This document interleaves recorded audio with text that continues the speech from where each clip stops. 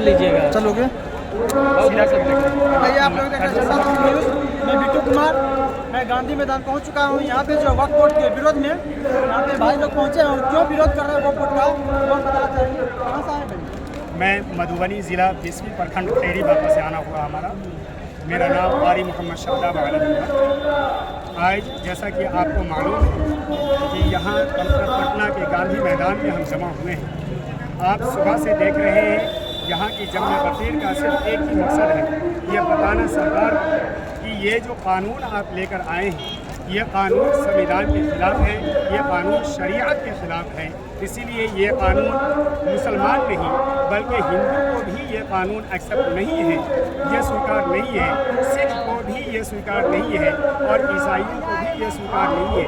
मैं बताऊं, हिंदुस्तान के अंदर वो तबका जो हिंदुस्तान की यकजहती को एक साथ रखना चाहते हैं, हिंदुस्तान के समाज में एक साथ मिलजुल कर रहना चाहते हैं, जो हिंदुस्तान को सोने की चिड़िया कही जाती थी उस चिड़िया को सजो करके रखना चाहते हैं, वो तबका ये शरीयत के, ये कानून के, ये संविधान में जो दखल किया जा रहा है, ये केंद्र सरकार के खिलाफ यहाँ पटना के गांधी मैदान में जमा हुए।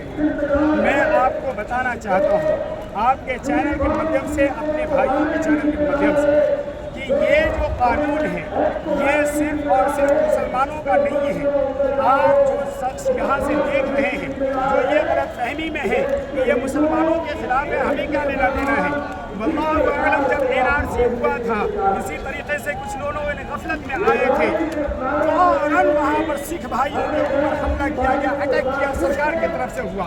उसके बाद किसानों के ऊपर जुल्म किया गया जो पूरे हिंदुस्तान ने, पूरी दुनिया ने देखा और ये केंद्र सरकार की थूथू हुई थी, मोदी सरकार की थूथू हुई थी। ये हिंदुस्तान के अंदर 3 लोग हैं जो पूरे समाज को हिंदुस्तान के बांटने की कोशिश में लगे हुए हैं।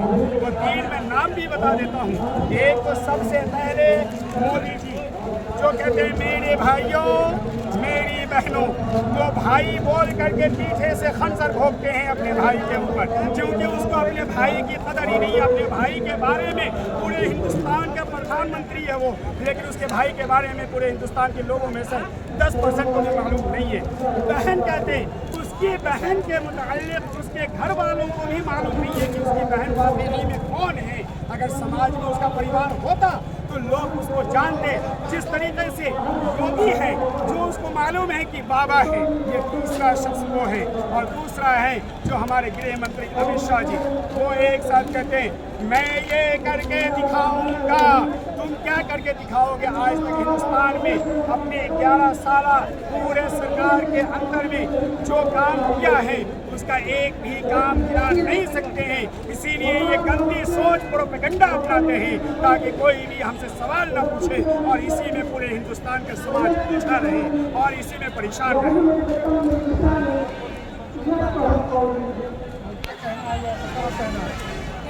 बड़ी मुसलमानों की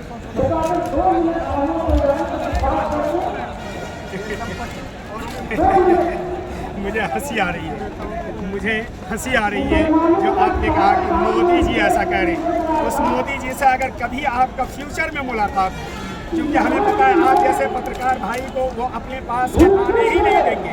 रीज़न ये है कि उसका पहले टॉपिक ये लिखा जाता है और उसकी जो गोदी मीडिया है वो उसको उछालती है, वो उसके गोद में तलवे चढ़ने वाली है। बहरे सूरत मुझे उससे लेना देना नहीं है, वो अपना काम करे, वो तलवे चढ़े उसका काम है। ये जो कहते हैं कि मुसलमान के गरीबों का, इससे पहले आपको पता होगा कि 3 तलाक के बारे में बात कही कि हम मुसलमान की औरतों की हिफाजत, अरे तो हिंदुस्तान की बेटियों की हिफाजत नहीं कर सकता तो एक कौम के तबके की क्या जिम्मेदारी? अपने घर की हिफाजत कर लेता, अपने बहन की, बीवी की, अपनी माँ की हिफाजत कर लेता, तो हिंदुस्तान की बेटियों की बात करता। नरेंद्र मोदी जी हम आपको सलाम करते, लेकिन आपकी बातों पर विश्वास नहीं है क्योंकि आप बोल बच्चन हैं।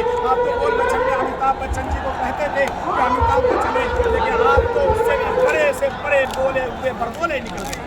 इसीलिए उनकी बातों का हम लोगों को कोई भी भरोसा नहीं है कि वो कहते हैं कि गरीब समाज के अंदर मुसलमानों के अंदर आपको पता होगा हमारा रमज़ान आता है, हम सदका करते हैं, हम ज़कात करते हैं, अपने से कमज़ोर रिश्तेदार से लेकर समाज के अंदर में हर एक लोगों का ख्याल रखते हैं। उनको कपड़े से लेकर खाने बाहर से लेकर इनके बच्चों की, मैं मदरसा चला रहा हूँ, मेरा प्राइवेट मदरसा है। मेरे मदरसे के अंदर अभी 130 बच्चे हैं। वो 130 बच्चे में से 45 बच्चे ऐसे हैं जिसका बगैर फीस लिए हुए मैं पढ़ा रहा हूँ, तालीम दे रहा हूँ। किताब भी मदरसा फ्री में दे रहा है उस बच्चों को। वो मदरसे में जो बच्चे आ रहे हैं वो ऐसे बच्चे हैं जो बिल्कुल ही समाज के एकदम कमज़ोर बच्चे हैं। कौन कहता है मोदी जी कहाँ आते? आप देखे होंगे जहाँ भी मोदी जी जाते हैं आपको ऐसे पकड़ते हैं और उसके बाद फोटो वहाँ से निकलवाते हैं। मोदी जी आप ये दिखावा बंद करो, हिंदुस्तान की तरक्की के ऊपर ध्यान दें। यही हिंदुस्तान के अंदर आपकी जिम्मेदारी होनी चाहिए क्योंकि आप देश के प्रधानमंत्री।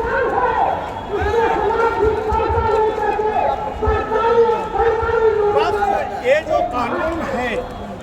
कानून है हम इसका सिर्फ मैं ही नहीं बल्कि मैंने पहले बातों में कहा कि हिंदुस्तान के अंदर समाज को एक साथ लेकर चलने वाले जितने भी तबके के लोग हैं कोई भी इस कानून का समर्थन नहीं करेंगे, इस कानून के सपोर्ट में नहीं देंगे।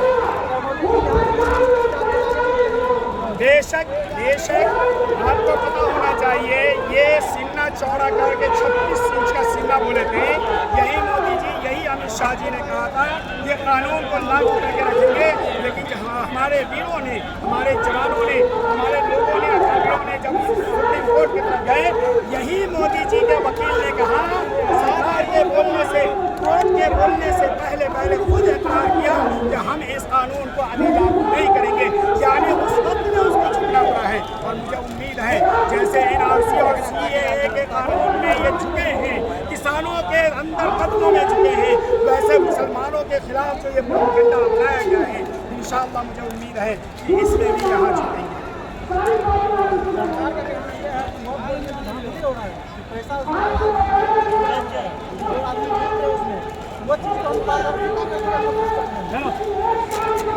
अभी फिर से मुझे हंसी आ रही है। ये सरकार कह रही है, मोदी जी कह रहे हैं, अमित शाह जी कह रहे हैं, दूसरा मंत्री सब तो ऐसे ही है बेतुका है। ये लोग जब कहते हैं तो मैं कहता हूँ इतने बड़े जो करोड़ों अरबों रुपया लेकर के हिंदुस्तान का भाग गए और जिसके नाम पर तुमने हिंदुस्तान की जनता को बेवकूफ़ बनाया, क्या उसको आपने काम किया है? नहीं किया है ना। हिंदुस्तान के अंदर ये मुसलमान एक जिम्मेदार मुसलमान नागरिक हैं जो अपने से कमज़ोरों की मदद करना वो जानता है और चाहता है। अगर वो नहीं जानते तो मैंने जैसे कहा हमारे जैसे हिंदुस्तान के अंदर लाखों ऐसे लोग हैं जो 10 बच्चे को, 15 बच्चे को, 20 बच्चे को तालीम की जिम्मेदारी उठाए हुए हैं और कई सारे ऐसे गरीबों को वो अपने जिम्मे पर खाने का, कपड़े का, लत्ते का, मकान का सारा जिम्मा उठा रहे हैं। ये हिंदुस्तान के मुसलमान की जिम्मेदारी। बोर्ड में क्या संशोधन किया गया आपको पसंद नहीं आया? वक्फ बोर्ड में सबसे पहली बात संशोधन का जहाँ तक सवाल है, संशोधन का सवाल ही नहीं। संशोधन का आप भी जानते हैं, बखूबी हमसे सवाल कर रहे हैं, लेकिन आपने पढ़ा होगा, इसको जानकारी दी होगी। सरकार ने सबसे पहले क्या लेकर के आया, आपको मैं एक करके करके दिखाऊँ, हम इसके खिलाफ बोलते हैं। आपने गैर मुस्लिम को उसमें भरने की कोशिश की। आपने कहा कि जो ज़मीन विवादित होगा उसको सरकार कब्जे में ले लेगी।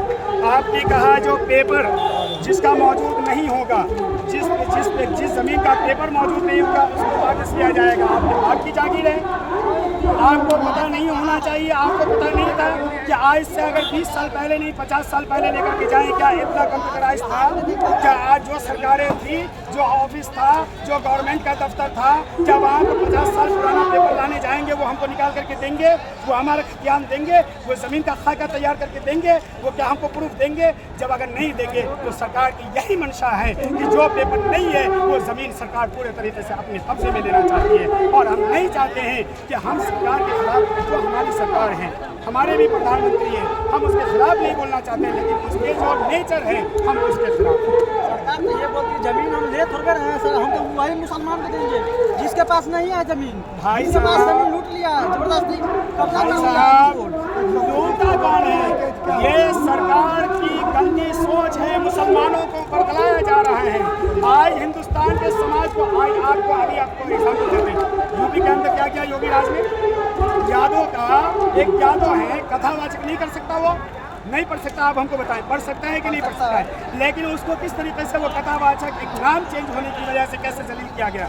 ये हिंदुस्तान के अंदर ये लोग ऐसा नफरत बोना चाहते हैं कि आपस में समाज को बांटना चाहते हैं।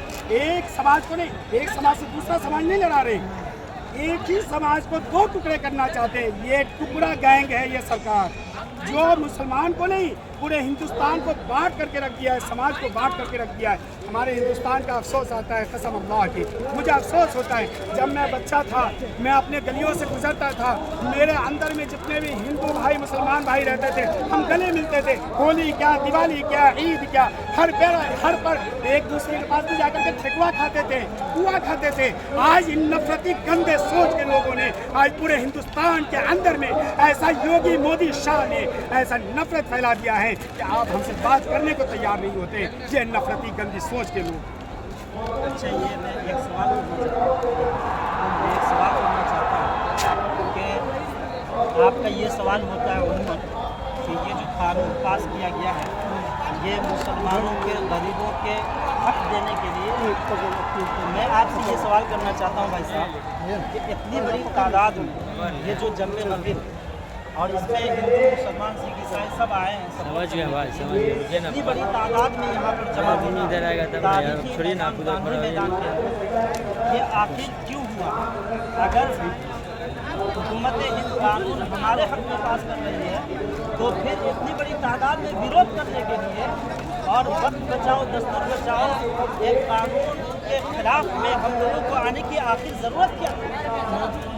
ये मैं आपसे सवाल करना चाहता हूँ।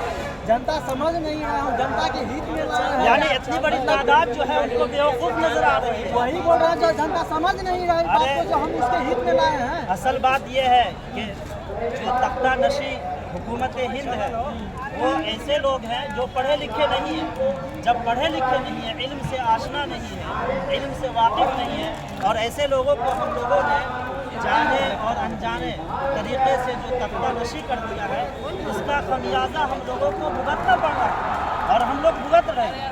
भाई साहब यही मसला है, ज़्यादा सवालात करने से कोई मसला ज़्यादा हल नहीं होगा। सवाल हम नहीं कर रहे हैं, सवाल का जवाब देंगे हम। जो आप लोग के साथ पूरा परेशानी है वो चीज़ हम आपको पूछना चाहते हैं। सरकार के द्वारा ये कहा जा रहा है, आप लोग का मंशा क्या, आप लोग का क्या कहना है? अच्छा ये बताइए, दूध है, दूध को अगर हम पानी कहने के नहीं, दूध नहीं ये पानी है, तो क्या झूठ को आप सच मान लीजिएगा? इसी तरीके से जो झूठ है वो झूठी है, वो झूठ बोल करके प्रोपेगेंडा कर रही है कि हम मुसलमानों के गरीबों के हित के लिए कानून बनाए। ऐसी बात बिल्कुल भी नहीं है, ये हम लोगों के खिलाफ है। हमारे आबा व अजदाद ने आखिरकार ये कौन सी बात है कि हमारे आबा व अजदाद ने ये जो वक्त का जो मसला है उसमें ईदगाहें भी आती है, कब्रिस्तान भी आती है, मस्जिदें भी आती है, दरगाहें भी आती है, ये सारी चीज़ें आती है। आखिर उनको ये क्या ज़रूरत पड़ गई कि इन सारों पर नज़र करने की? उनको चाहिए था देश चलाना, उनको चाहिए था कि बहुत सारे लोगों को रोज़गार नहीं मिल रहा है, रोज़गार बोल करके हुकूमत ये फाइज हुए थे, उनको रोज़गार मुहैया करना चाहिए था, उनको ये सब जो है मामलात नहीं छेड़ना चाहिए था, ये सब नहीं छेड़ना चाहिए था। जो काम करने का वो काम कर नहीं रहे हो, और जो काम नहीं करने का है वो हम लोगों को आपस में उलझा करके नफरत पैदा करते हैं। इसलिए हुकूमत हिंद से मैं बर्जस्ता ये कह देना चाहता हूँ कि आप अच्छी तरीके से समझ लीजिए, एक अल्लाह को मानने वाला है, आसमान और ज़मीन का जो परवरदिगार है, सारे कायनात का परवरदिगार है, उसको मानने वाले हैं। हम लोग एक अल्लाह के आगे झुकने का निर्णय और फैसला ले लिए हैं उसी वक्त में जब कलमा ला इलाहा इल्लल्लाह मुहम्मद रसूलुल्लाह पढ़े हैं। इसलिए ये जो हुकूमत हिंद ये चाह रही है कि हम भारी बहुमत से जो जीत करके और जो भी चाहेंगे मनमानी तरीके से कानून पास कर देंगे और अपने हुकूमत को चलाएंगे, ये नापाक मंसूबे के साथ हुकूमत को हम चलने नहीं देंगे, किसी भी सूरत में चलने नहीं देंगे।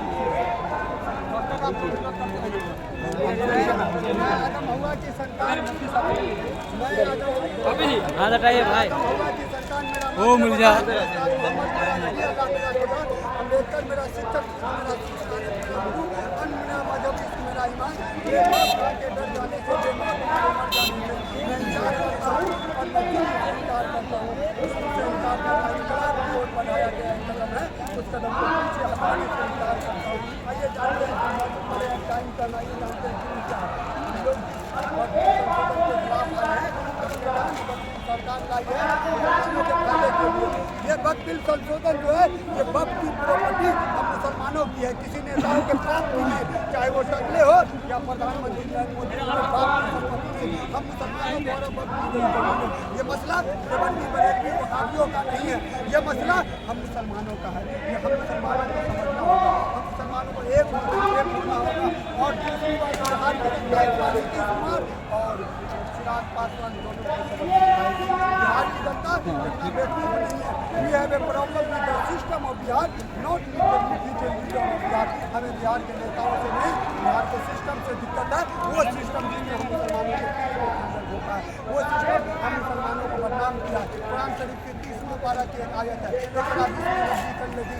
अल्लाह फरमाता है मुसलमान जाहिलियत की तरफ जा रहा है। इसलिए मैं लोगों को खराब लगेगा। मैं इसलिए कह रहा हूँ हमारे पास अगर आज 50 सांसद होते तो ये दिन नहीं देखना होता। मात्र 15 से 20 वोट से हम लोग आज सांसद। उस टकले ने कहा था कि हम लोग संशोधन लाएंगे, जिसको जो करना कल उनको टकले को मैं कहना चाहता हूँ इस साल को तुम्हारी औकात नहीं होती। आज अगर हमारा समाज शिक्षित होता तो उसकी औकात नहीं होती।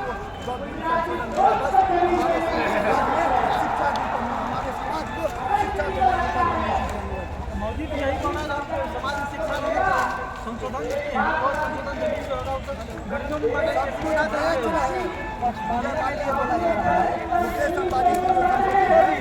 किसने बनाया उसने गुजरातियों को देखिए 32 को सांसद वाला राज चल रहा। बिहारी सिर्फ पलायन करेगा, ट्रेन बिहारी को दिया जाएगा। बिहार में रोजगार कब होगा, दरभंगा एम्स कब बनेगा।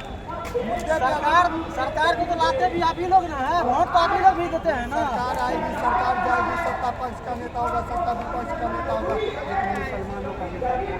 हम मुसलमानों को समझना होगा, मुसलमानों को आगे भी करनी है। मुसलमानों को हम हमारे समाज में शिक्षा को बढ़ावा देने की जरूरत। आज हमारा 18% होने के बावजूद भी हमारा कोई वैल्यू नहीं है। बिहार में 2% बना सड़क पंजाब मुख्यमंत्री बनेंगे, जीतन राम मांझी हम मुख्यमंत्री बनेंगे, तेजस्वी यादव हम मुख्यमंत्री बनेगा। और 18% वाला दरी और टेबल बिछाने के लायक बना। ये क़यादत किसने बनाया? आज सैयद साहब हुसैन का क्या हुआ, आज अब्दुल बारी सिद्दीकी का क्या हुआ, आज हम मुसलमानों को समझना होगा। मुसलमानों को किसी चीज़ की जरूरत नहीं है। भीड़ इकट्ठा अच्छी बात है, शिक्षा को बढ़ावा देने की जरूरत। आज हमारा समाज होगा, आज हमारे पास 50 सांसद होते हैं, हमारे मस्जिद हमारे मदरसे हमारे सबसे हमने किए जा रहे हैं। कितना सब्सक्राइबर है? उससे पूछे हम लोग पकड़ाया गया था।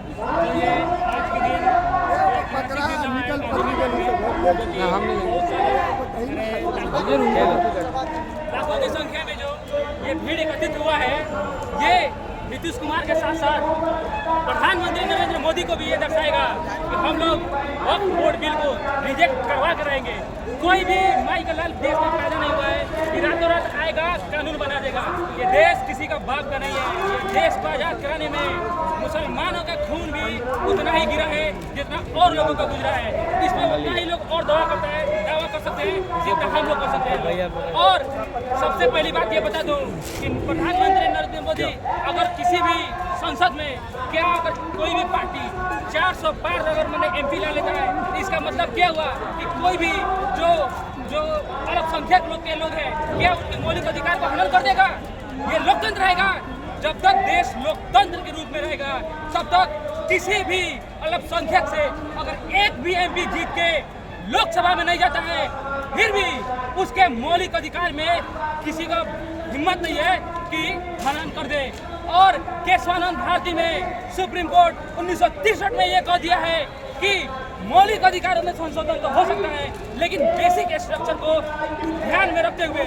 और ये वक्फ बोर्ड बिल है अनुच्छेद 25, 26, 27 में धार्मिक स्वतंत्रता के तहत हम लोग को ये हमारे जो ये वक्फ करके गया है, उसके तहत ये हमारा मौलिक अधिकार है कि हमारा ही हक होगा। और सरकार चाहती है कि हम किसी भी तरह के और एक बात हम गैर मुस्लिमों से ये जोर देकर कहेंगे कि जो नरेंद्र मोदी का सरकार है, ये जो भाजपा की सरकार है, आरएसएस का सरकार है, ये चाहता है कि हम गैर मुस्लिमों को भ्रमित कर देंगे कि ये वक्फ बोर्ड बिल जो है सिर्फ मुसलमानों का है।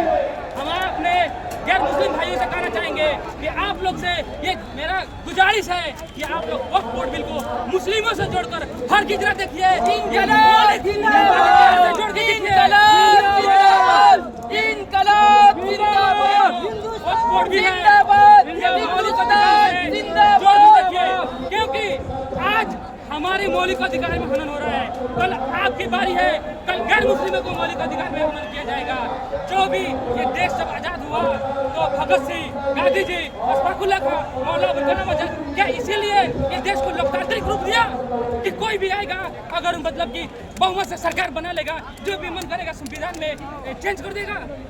भीमराव अम्बेडकर साहब कितना जुल्म सहा, जब वो क्लास में पढ़ने आते थे वहाँ से छुआछूत से लेके उतना परेशानियों को साथ हुए, पढ़ाई कर गए, तब क्यों मतलब कि संविधान बनाए। संविधान इसीलिए बनाए ताकि जो भी निम्न जाति का लोग है, उच्च जाति का लोग है, सब किसी को बराबर का हक मिले इस देश में। तो क्या अगर इस देश में अगर किसी भी अल्पसंख्यक के चाहे कोई भी अगर उसके मौलिक अधिकार में सरकार रातों रात कानून बना के अगर हनन कर रही है, तो कहीं ना कहीं भीमराव अम्बेडकर के साथ नाइंसाफ किया जा रहा है, नाइंसाफी किया जा रहा है। हम लोग ये बिहार राज्य की जनता, पूरे भारत राज्य की जनता, पूरा भारत देश की जनता किसी भी हाल में वक्फ बोर्ड बिल को रिजेक्ट करवा के रहेगी। किसी भी हाल में इसको हम लोग मानेंगे नहीं, चाहे सरकार 400 बार लेके आए, उससे हमको कोई मतलब नहीं है। अभी क्या हाल ही फिलहाल में संविधान संशोधन करके एंग्लो इंडियन का जो प्रतिनिधित्व